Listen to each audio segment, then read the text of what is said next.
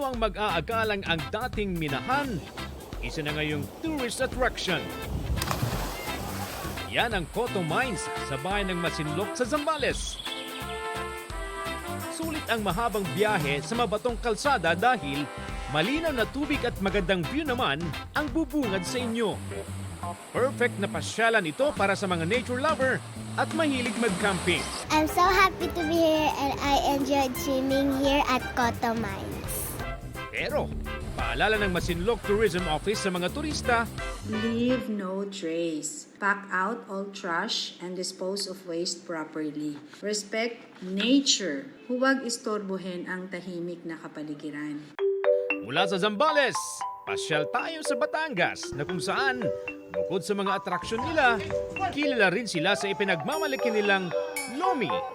Para sa 77th anniversary ng Lipa, nagkaroon sila ng Lomi Eating Contest kung saan 6 na contestants ang naglaban-laban. Tanging kutsara at malaking bowl lang ng Lomi ang nasa harap nila. Nang simulan ang kompetisyon, isa-isa na silang nag-unahan sa pag-ubos ng Lomi. Pero isa lang ang itinanghal ng Lomi King. Punta naman tayo sa Naga City, kung saan fur babies naman ang nagposiklaban.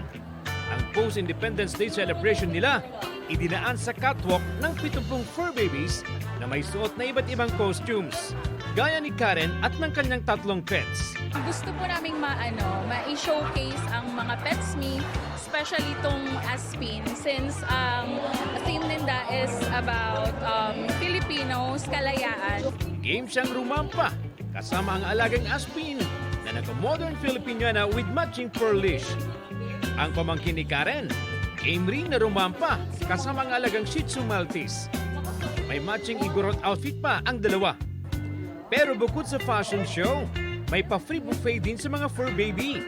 Ang aktibidad na to ay binuo ng isang grupo ng dog lovers na layong ipakita na mahalaga rin ang mga Aspin o asong Pinoy. Kaya kami nag-gibo kayo ni activity na ni, number 1, is para magdakula ang community ng mga dog lovers dito sa Naga. Para sa GMA Integrated News, ako si CJ Torida ng GMA Regional TV, ang inyong saksi.